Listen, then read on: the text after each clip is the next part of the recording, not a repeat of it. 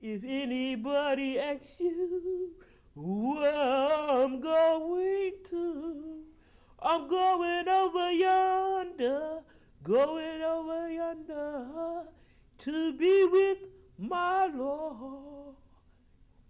My name is Sammy Golston. I was born in Memphis, Tennessee. My name is Aretha Lynn Chambers.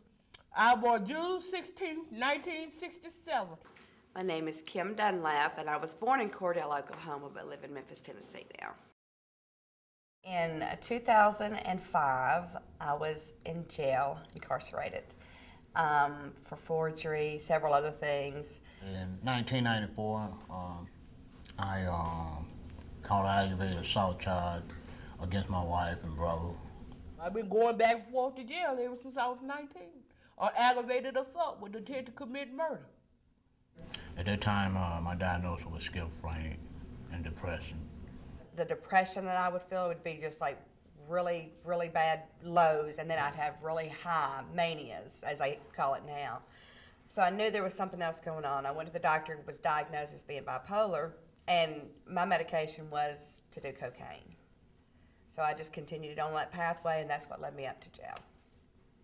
I was using drugs at that time also.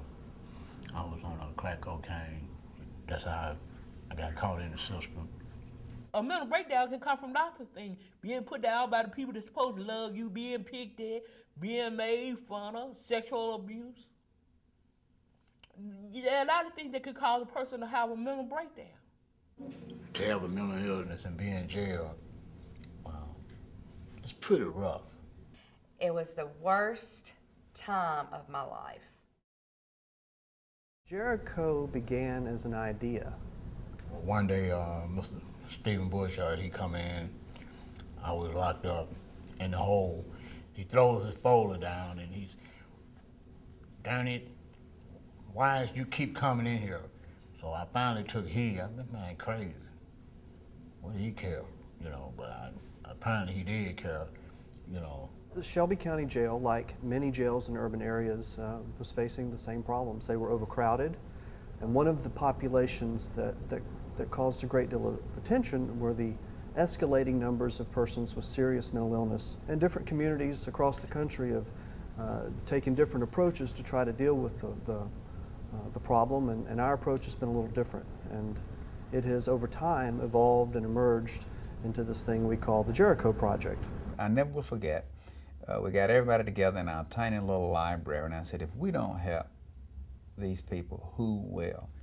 But one day, I was sitting in jail on an assault charge, and Mr. Bush came to see me. And he said, why would an intelligent person like you keep coming back into the system? It's rough to just navigate through here, to say the right things when a pretrial officer asks, give me your residence. Where are you going to stay when you get out? What's the phone number there? You ever going to get out?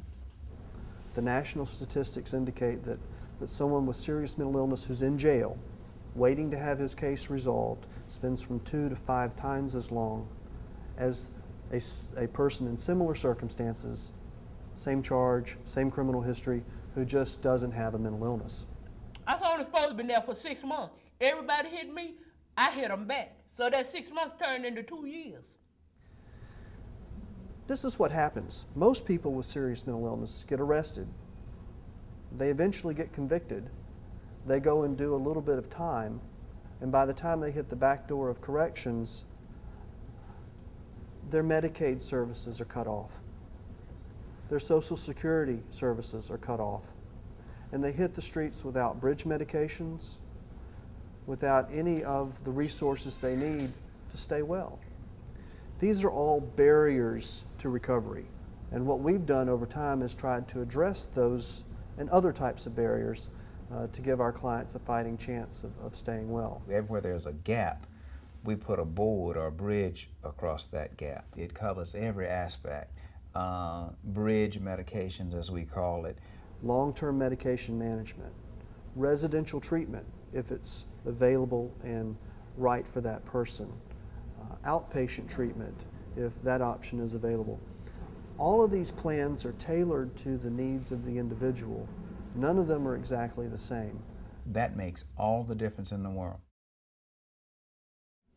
Well, my public defender, he made sure that he working through Jericho and with the court system made sure that I got my medication, that I was able to get to the clinic, to meet my needs, and things of that nature, She had me to sign an agreement that I would stay out of fights and keep my medical appointments and stay on my medication. I had to go to court once a month, sometimes twice a month, because I had like 2 or 3 cases going on, okay? And then finally Mr. Bush at the Public Defender's Office got everything in one courtroom. That was really, really hard, but I knew that there was a reason, they were building up to getting everything together, getting my plan together, what I need to do, make sure that I was following my plan.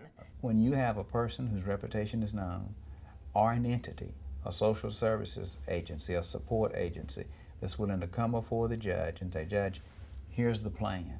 I have found, and Project Jericho substantiates that if you put the right network of services there, the judges will cooperate with you in most of the cases.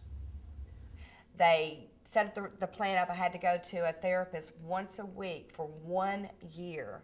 I go to foundations. I did that I think I did that for 3.5 months. And that was every day also, Monday through Friday. I go to Fraser Family Counseling on Whitney once a month. Then I had to follow through with going to NA or CA class meetings. I had to do that 4 times a week at night. Well, in 2003, when I first got into the group home, I was taking anger management classes. And my doctor, his name Bill Baker, told me to take and date it, the month, the date, and the year, to write down what I'm feeling and how I'm feeling. So that's what I've been doing for the past 3 years now. We think we're onto something that is relatively inexpensive, that's very flexible, and that can address some of the complex barriers that plague most systems that are trying to deal with these problems. I began to get my life back on track, and I took up a few classes at Southwest Community College to take up peer counseling. It helped me to better my life. We have people that we have diverted that have been charged with various types of assaultive offenses. And to date, and we're talking several hundred people, we've never had a single incident of harm result from one of our jail diversions. But I think the greatest thing is that we said that just as a matter of social values, from the standpoint of being humanitarian, we're going to put these individuals where they need to be, and that is in a place other than in the jail. It made me feel good that folks talk about what I couldn't do, and that I should never got out of jail or the penitentiary, that I overcame an obstacle that everybody said that was impossible. What we'll do is opening doors, and we're creating the opportunity to build the right relationships so that these individuals can live successfully in our community with a lot of dignity.